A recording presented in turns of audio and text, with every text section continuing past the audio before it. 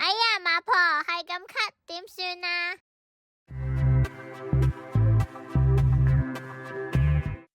咳嗽呢，一年四季都可以發生嘅，而我以下呢就會以6個分型去作一啲止咳嘅食療介紹俾大家。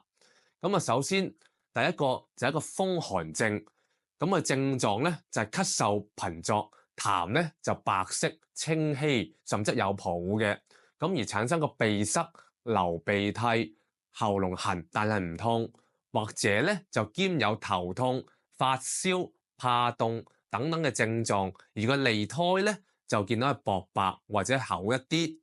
咁啊食療咧一個杏蘇薑糖飲，材料就有北杏、紫蘇葉、桔梗、生薑各10克，紅糖15克。咁製作方法咧就將北杏整爛佢啦，生薑切片同埋啲紫蘇葉一齊擺落個煲度，加水適量，煲滾水之後咧就煲20分鐘。咁啊拎開啲渣，要翻啲水，再加紅糖溶咗佢就得啦。每日食一次，分2至3次去用完佢，就唔好一次過成碗飲晒。咁啊暖暖地飲就比較好啲。咁連續3日咧就作為一個療程。咁啊另外一個咧就一個燥熱咳嗽型嘅症狀咧就乾咳冇痰，或者咧痰少好難咳出嚟嘅，甚至啊痰中就帶少少血絲。咁啊咽乾鼻燥唇乾有伴有口渴。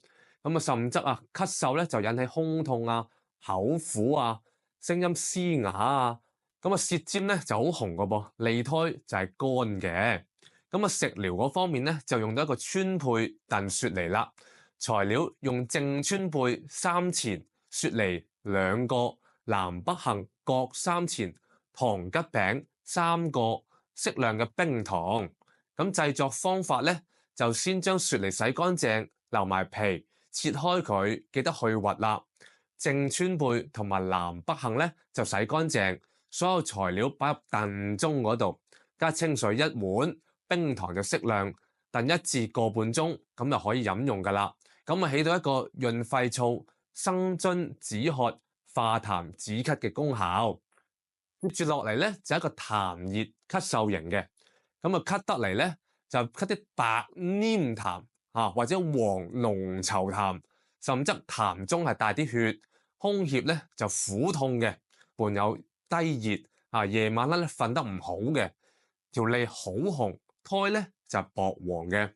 咁呢個食療咧仲用到羅漢果豬肺湯。咁啊食材方面就用到羅漢果1個，桑白皮3錢，枇杷葉2錢，豬肺250克。咁啊油鹽各適量。咁啊，首先將個豬肺洗乾淨，切塊，去水，將其他材料一齊咧擺落個煲度，加適量嘅清水，煲好湯之後咧，就可以加入食油同埋鹽去調味，以起到清肺化痰、潤燥止咳嘅功效。另外仲有個肝火型嘅，咁啊佢咳逆上氣，時作時止咁樣，咳嘅時候咧塊面係紅，眼係紅。但係咧，佢乾咳又伴有口苦嘅，痰咧就黐住喺喉嚨度，好難出嘅，量又好少嘅，咁啊情緒咧容易波動，容易嬲嘅，條脷好紅啦，苔薄，但係好乾㗎噃。咁我哋用一個咧降火夏枯草茶，食材方面用到夏枯草12克、佛手9克、桑白皮9克，冰糖就適量。咁做法非常簡單，加清水適量，煲滾咗之後，再煲30分鐘就可以啦。咁而下一個咧就係一個痰濕咳嗽型。咁佢嘅症狀咧，咳嗽痰啊特別多，痰白得嚟咧可以稠可以稀。咁但係佢個特點啦，胸悶胃脹嘅，腎脾就乏力，就唔想食嘢嘅，脷苔好白好厚。用一個叫陳皮燉蘿蔔嘅食療咧。幫到大家。食材方面咧，用鮮蘿蔔大嘅1個，約大概係1斤咗緊啦。陳皮咧就2錢，北杏3錢，炒扁豆就3錢。將個蘿蔔咧洗乾淨，去咗皮，咁啊切塊，將所有其他材料咧洗乾淨，一齊加水擺落去個碗度，隔水蒸熟為止。食咗蘿蔔飲埋啲湯咧，就起到健脾燥濕、化痰止咳嘅功效。另外有一個咧就係一個陽虛型嘅咳嗽。咁啊，咳嗽咧就比較難好耐嘅，咳成年都唔好嘅，痰多，而且咧佢好清稀嘅啲痰。咁個人咧就怕凍嘅，四肢咧冰冷嘅，啲小便咧就冇乜色水，就好似水咁清嘅啫。咁脷咧就淡嘅，咁啲苔咧就好白，好多水喺條脷上面。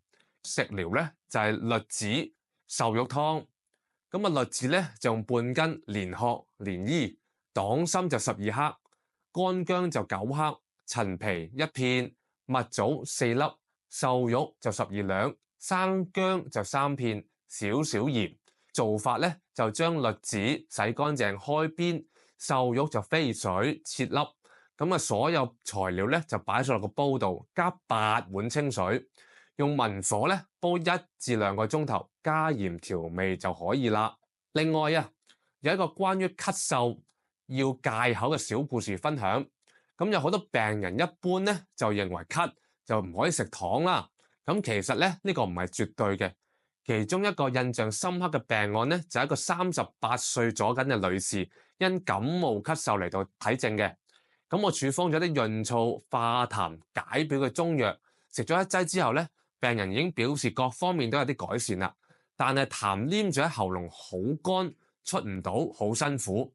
咁我就叫病人啦，好簡單啫，你食粒糖就得啦。而且咧一定要揀一啲有糖嘅成分喺裏面先得個噃。因為市面上有好多咧無糖嘅糖啊，咁嗰啲就唔好效果嘅。咁啊當下咧佢反應好激烈喎，佢話咳唔係要戒糖嘅咩？醫師你仲叫我食糖？咁我解釋就話啦，糖一般係生痰生濕之品。如果你而家係好多痰嘅，好容易咳出嚟嘅，咁啊真係唔啱啦，反而會仲辛苦添，甚至會搞到你有胸悶嘅感覺。但係你而家啲痰咧，只係黏喺個喉嚨定嗰度，好乾又出唔到。雖然我處方嗰度已經有潤燥嘅中藥喺嗰度，但係份量可能未必夠。而且糖啊喺中醫嘅指導之下咧，亦都係中藥，糖可以潤燥，特別適合佢當其時嘅情況。咁佢當其時滿心疑惑咁啊，表示話啊，咁我試下啦，醫師咁樣樣。咁第二日咧，佢再同我溝通就話：喂，真係得喎！其實我想帶出咧，中醫講求嘅係治病求因、辨證論治，所以啊，有問題咧，建議病向淺中醫，盡快處理妥當就比較合適一啲啦。